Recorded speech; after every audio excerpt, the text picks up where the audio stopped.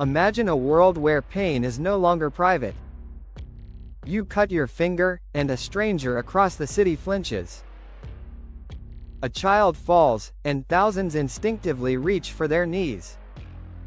A bomb explodes in a war zone, and entire continents collapse to the ground at the same time. This is not empathy. This is shared sensation. The day it begins, hospitals overflow, not with the injured, but with everyone else. Because for the first time in human history, suffering is no longer something we can look away from. At first, it is chaos. Crime stops almost overnight. Not because of laws. Not because of morality. But because every punch is self-inflicted. A thief tries to stab someone, and screams before the blade even lands. Prisons become obsolete within weeks. Violence becomes physically impossible for anyone who wants to function. War ends in a single morning.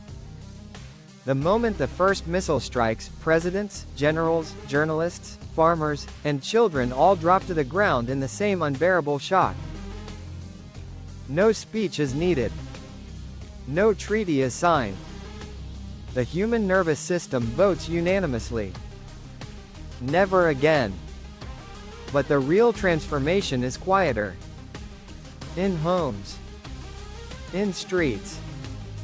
In ordinary moments.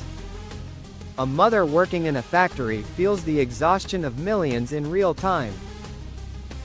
A reckless driver causes an accident, and suddenly experiences the broken bones of everyone involved. Carelessness disappears. Not because people become saints, but because consequences are no longer distant. Pain creates responsibility. Healthcare becomes the most powerful sector on earth.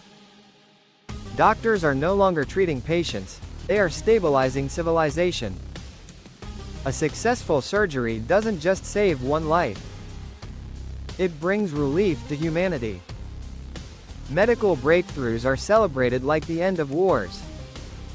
Pharmaceutical companies are no longer judged by profit margins, but by how much global suffering they reduce per minute. But this world is not perfect.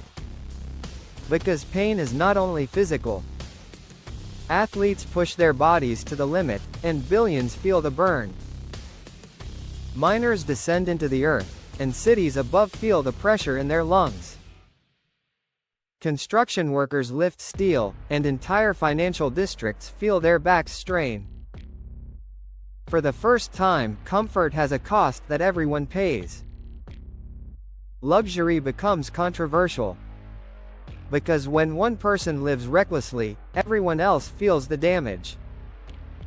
A new economy emerges. Dangerous jobs become the highest paid in history, not out of fairness, but negotiation. If we must feel your pain, you must carry our wealth. Automation accelerates faster than ever, not for efficiency, but for relief. Robots are no longer tools of productivity. They are tools of mercy. Sports change. Boxing disappears. Gladiatorial entertainment becomes unwatchable. But endurance sports become sacred, because when one runner pushes through the final mile, the world feels not just the pain, but the triumph. For the first time, victory is a shared physical experience. Relationships transform in ways no one predicted. You cannot hurt someone you love without hurting yourself. Arguments end sooner. Abuse becomes biologically impossible to sustain. Even neglect has a sensation, a quiet, spreading ache that reminds you someone, somewhere, needs care. Loneliness becomes the last great human pain. And for the first time, it is felt collectively. Politics is rewritten. Policies are no longer debates about numbers. A cut in healthcare funding creates literal headaches across the population. Unsafe roads cause daily waves of impact injuries. Pollution burns in the lungs of those who voted for it. Leadership is no longer ideological. It becomes neurological. The best policy is the one that physically hurts the least. And yet, there is a deeper change. Something ancient. Something almost spiritual. For thousands of years, humanity has been divided by distance, by class, by borders, by identity. But now, a child stepping on broken glass in a village you have never heard of makes you stop mid-sentence. Pain becomes the universal language. Not spoken. Not written. Felt.